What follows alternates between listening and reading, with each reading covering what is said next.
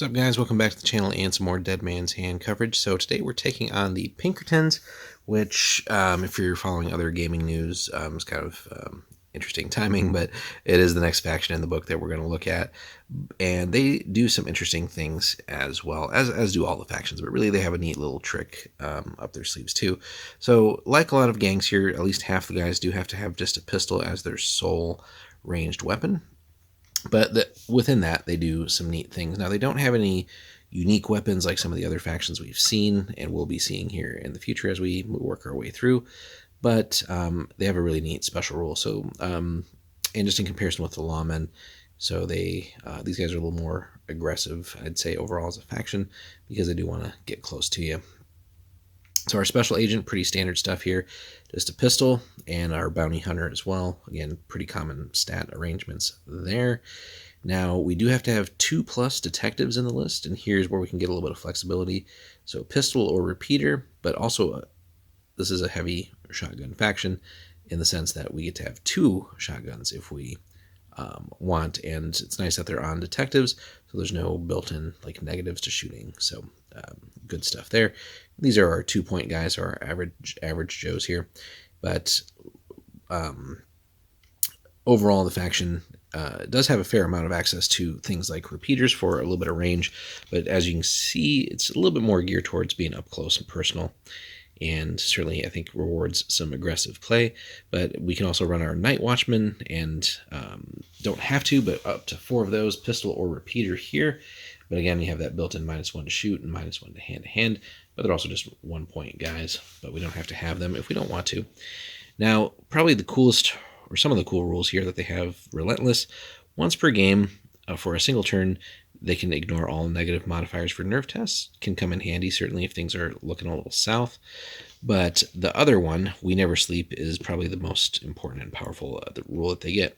And again, each faction has some sort of mechanic or gimmick where they get essentially an extra action per turn. So once per turn, one Pinkerton that has line of sight to an opposing model may take a free move as long as it brings him closer to an enemy model.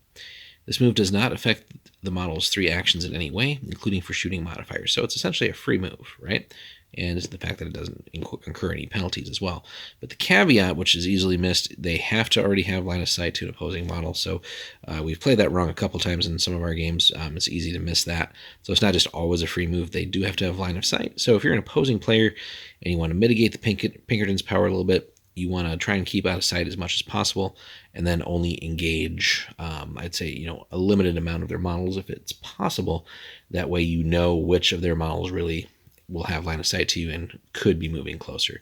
But really, if you want to, or if you can, you should try to sort of put them in spots where you'll always kind of be able to double up on them and at least have 2 guys per Pinkerton coming at you if possible.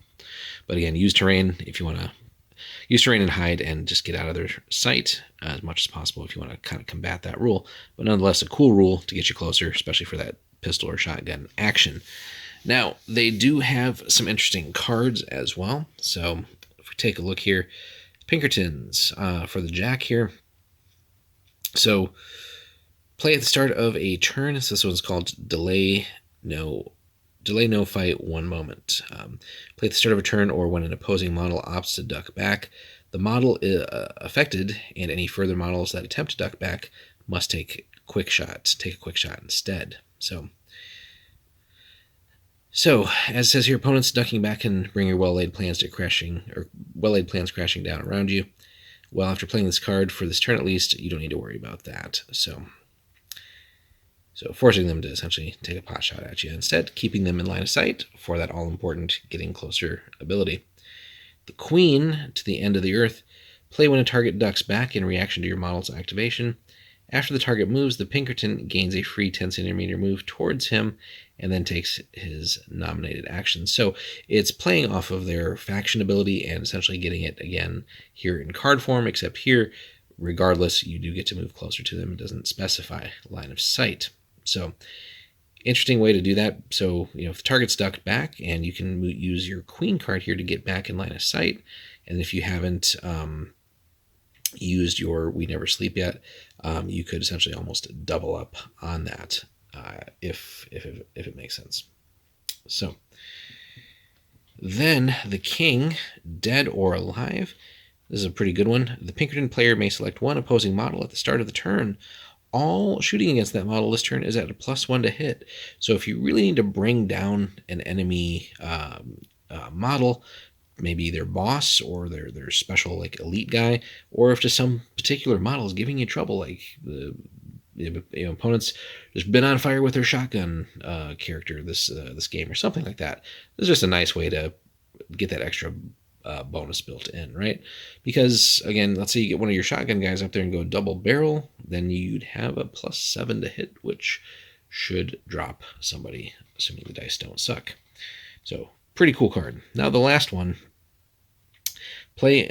So the eye is on you. Play on an opposing model within 10 centimeters of one of your models. As it is activated, the opposing model must pass a nerve test, normal modifiers, or just be captured. The model counts as out of action. So within 4 inches, you don't have to be in base-to-base contact for this, which is really strong, right?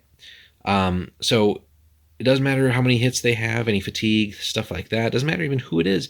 The ability to essentially just straight up arrest and capture somebody is powerful. So if you're playing against the Pinkertons, you got to watch and do a little bit of card counting, see if you have, if their ace is on the table for like initiative purposes, you can kind of rest easy a little bit. But if you don't see that ace out there and it's not in the discard pile or something, you've got to potentially be wary of them getting really close to you.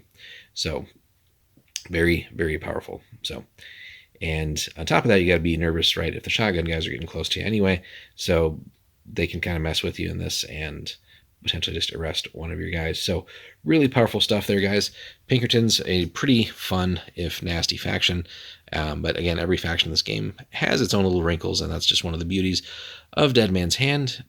There's not too much going on as far as like huge army lists, but within that, they've managed to capture a lot of flavor and tactics and how to run these factions. So let us know what you think of the Pinkertons as is. How do you run them? Do you focus all on close range, a lot of pistols and maybe some shotguns?